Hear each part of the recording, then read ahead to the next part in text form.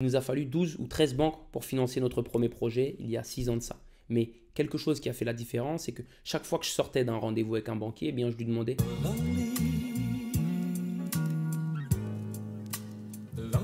Salut à tous, j'espère que vous allez bien. Ici votre hôte préféré, Pierre Mathieu et Keto Gatsby. Dans la vidéo d'aujourd'hui, dans la continuité de ce qu'on a fait la semaine dernière, je vais vous parler de l'importance de faire un bon business plan. Ça y est, grâce à la vidéo de la semaine dernière, vous avez trouvé votre idée. Vous savez dans quelle industrie vous voulez travailler, vous savez quelle valeur ajoutée vous voulez apporter.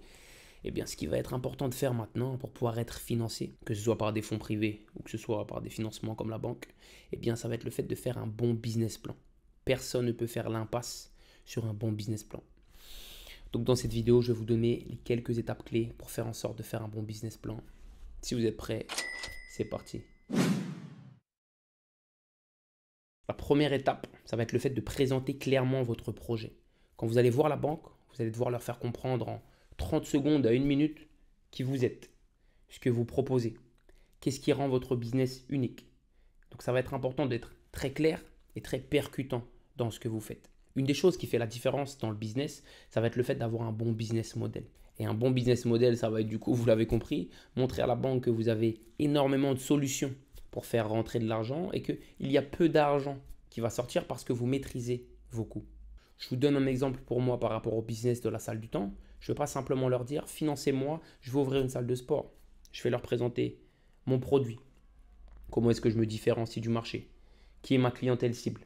Quel est le prix des abonnements? Combien est-ce que je vais payer de loyer en moyenne? Quelles sont toutes les charges que je vais avoir qui sont liées à mon activité? Et le fait de faire ça, la banque va voir que vous comprenez votre industrie et surtout qu'elle peut vous faire confiance par rapport au business que vous lancez. La deuxième étape, c'est l'analyse de marché. En gros, pour faire simple, quand vous allez aller voir la banque, elle doit comprendre que vous connaissez votre industrie, que vous connaissez votre secteur et que vous avez fait vos devoirs. L'analyse de marché, ça va être en gros comprendre par rapport à la zone où vous êtes, que vous avez ciblé qu'il y avait un besoin à cet endroit-là et que vous allez pouvoir, grâce à votre business, répondre à ce besoin et donc en contrepartie recevoir de l'argent. C'est ici que vous allez pouvoir prouver à la banque que votre projet a du potentiel. C'est l'endroit où vous allez parler de la taille du marché, de ses évolutions et des nouvelles tendances à venir.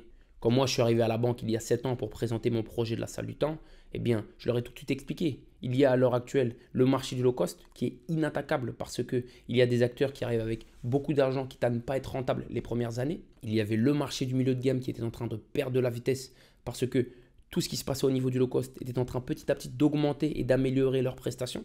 Et c'est pour ça qu'on s'est positionné sur du haut de gamme. Et du haut de gamme avec une certaine différenciation que j'ai été capable de leur expliquer par rapport à la valeur ajoutée de notre produit. La troisième partie, c'est tout ce qui va tourner autour de la stratégie marketing et commerciale. À cet endroit-là, ça va être important de montrer à la banque comment est-ce que vous allez attirer des clients dans un premier temps et ensuite comment vous allez les fidéliser. Quelle est votre stratégie de communication? Pourquoi est-ce que votre stratégie de communication à vous fonctionne alors que beaucoup essaient de lancer du business et se cassent la gueule? Est-ce que vous allez plutôt vous concentrer sur les réseaux sociaux? Quelle est la valeur ajoutée que vous avez sur les réseaux sociaux? Est-ce que vous allez plutôt faire du bouche à oreille? Pourquoi est-ce que vous allez faire du bouche à oreille? L'idée à cet endroit-là, ça va vraiment être de montrer à la banque que vous connaissez votre business et que vous êtes capable d'attirer des clients. Par rapport à cette étape-là, quelque chose qui avait très bien marché pour nous à l'époque, c'était le fait que par rapport à cette stratégie marketing et commerciale qu'on avait effectuée, eh bien, on avait fait tout un plan de développement qu'on avait montré à la banque sur ce qu'on allait faire mois par mois sur toute la première année. Exemple, le mois 1, je vais aller chercher des clients en faisant du tracking dans les gares et dans les endroits où il y a beaucoup de passages. En même temps que ça, je vais commencer à lancer des vidéos et de la communication sur les réseaux. Le mois 2, ce que je vais faire, c'est que je vais commencer à mettre en place des choses pour fidéliser les premiers clients que j'ai faits. L'idée vraiment, c'est de montrer à la banque que ce ne sont pas juste des bonnes idées que vous avez, mais que c'est des idées que vous êtes capable de mettre en place pour les rassurer. Une fois que vous avez fini tout ça, il faut vous dire que la présentation de votre business est faite. Ça veut dire que vous avez été capable de vendre une idée que vous aviez à la banque. Et ce qui va réellement faire la diff à ce moment-là, ça va être la partie prévision financière et plan de financement. Je me rappelle quand on allait voir le banquier en 2017 et qu'on lui a présenté notre business, une des choses qui avait fait la différence, c'est que tout de suite, il avait été capable de se visualiser en train d'utiliser notre produit. Ça veut dire que c'était facile de lui vendre. On avait trouvé des liens entre lui et notre activité et on l'avait positionné à l'intérieur de notre business. Mais ce qui s'est passé, c'est qu'à la fin du rendez-vous, ou plutôt après la moitié du rendez-vous, il nous a dit, bon, bah écoutez les gars, c'est bien beau tout ce que vous êtes en train de me raconter. Dès que vous avez travaillé sur un plan de financement, vous revenez me voir et là, on verra comment on peut financer. Et là où du coup, on a fait la différence, c'est que bien entendu, le plan de financement était prêt. Je vous ferai toute une vidéo sur le plan de financement et comment faire un bon plan de financement, mais l'idée dans votre plan de financement, ça va être de se concentrer sur, par rapport au financement de base, quels sont les besoins que vous avez. Donc en général, ça va être des besoins, pour moi qui fais du commerce physique, dans tout ce qui va être les travaux, dans tout ce qui va être les machines. Ça, en général, c'est ce qui va pouvoir être financé par la banque. C'est ce qu'on appelle la partie corporelle.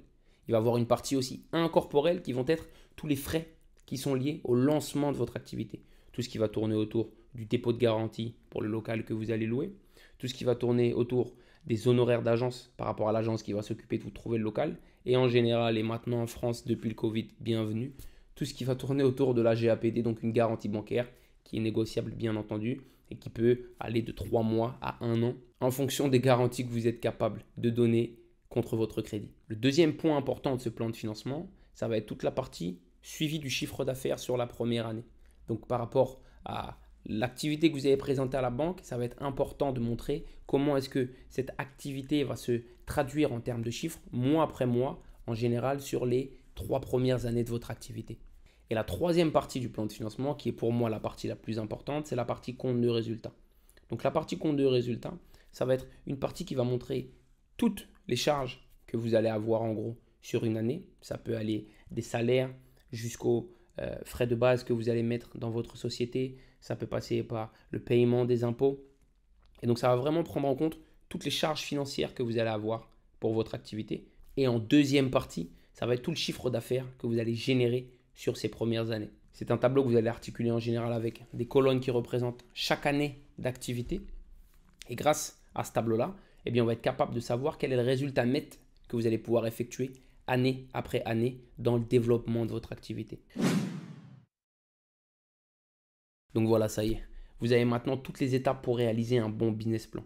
L'idée, encore une fois, ça va être à chaque fois de faire en sorte que vous puissiez convaincre la banque que vous avez un bon projet, que votre projet fait de l'argent et qu'ils ne prennent pas de risques en travaillant avec vous. Et n'oubliez pas surtout que votre business ne sera peut-être pas financé après le premier rendez-vous à la banque. Comme je l'ai déjà répété par le passé, il nous a fallu 12 ou 13 banques pour financer notre premier projet il y a 6 ans de ça. Mais quelque chose qui a fait la différence, c'est que chaque fois que je sortais d'un rendez-vous avec un banquier, eh bien, je lui demandais quels étaient pour lui les avantages et les inconvénients de notre business, quelles étaient les forces et quelles étaient les choses qu'on devait renforcer.